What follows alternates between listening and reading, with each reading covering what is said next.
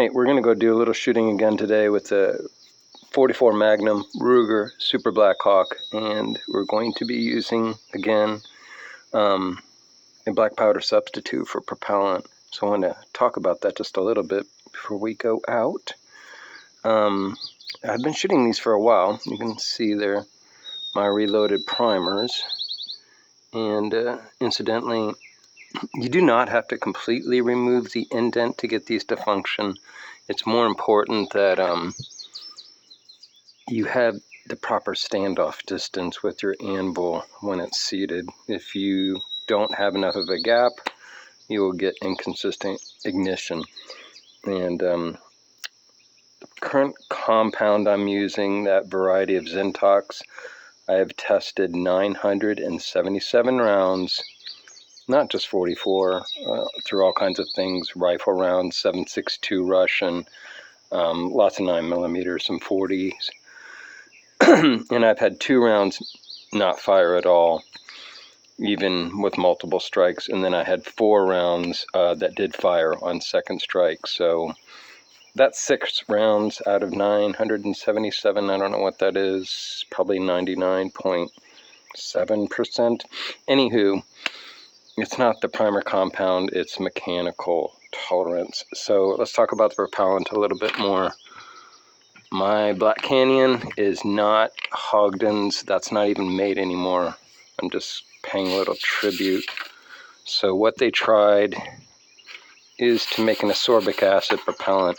It's curious because I found some reports that a problem with this propellant is when it was sitting around it would clump up. And I found that too. So I don't know what it is about the ascorbic acid fuel, but I have a container in there of silica gel to keep it nice and dry. But it's pretty cheap to make. It's 12% ascorbic acid.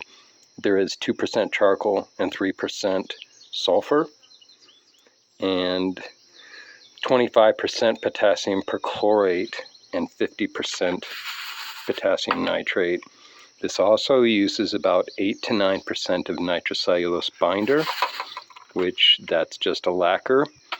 And you want to basically mix your propellant just like you would with black powder, mill your ingredients together. Everything goes into this dry except the lacquer.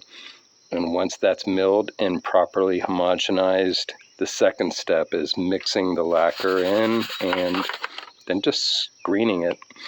I do not puck and compress this propellant. I found it's really not necessary, and it's a lot of work. That's what I don't like about making black powder, is you can't really make good black powder unless you puck it. With a BP sub, it's not necessary. In fact, these velocities are way better than the best black powder I can make, and it's cleaner too. So everything I wanted to mention is the last time I shot these, it's about 26, 27 grains compressed. I had really inconsistent velocities. I had velocities as low as the high 800s, and I had a couple rounds, one that was like 1200. They're just all over the place. And so what I tried is to be more consistent with the seating depth, and I also put in a high temperature wax into the cannulars on these to kind of get a better seal. And I'm hoping that they'll give us more consistent pressures and velocity. I really like the stainless revolvers for shooting these type of loads because they are corrosion resistant. And the 44 over the 357 Magnum because you can get a fairly nice size charge in there to do something with. You're probably going to have to get 13 to 15 grains in a 357 Magnum case. It just makes more sense, the 44, for this kind of application. You can also shoot these cases like 5 times at least. I am starting to see a few split, but that's to be expected. Very cheap, 14 cents a round. Enough talk, let's go do some shooting.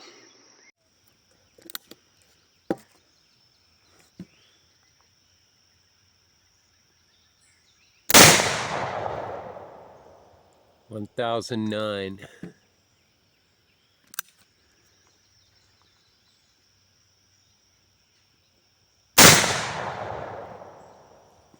834.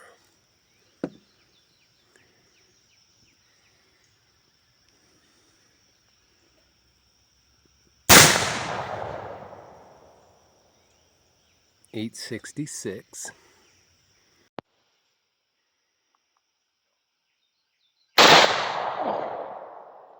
905.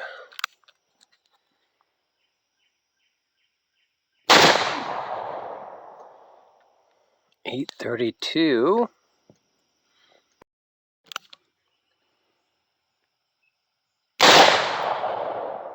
1152. That's better.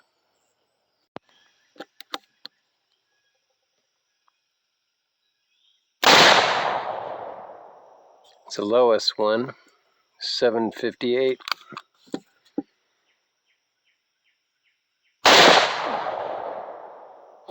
1331. Now that's smokeless powder load, just for comparison.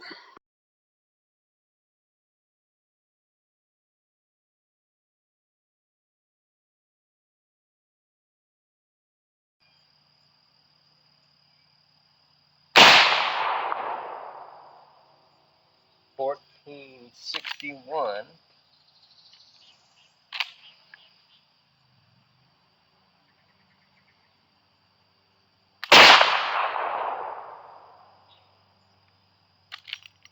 $12.34.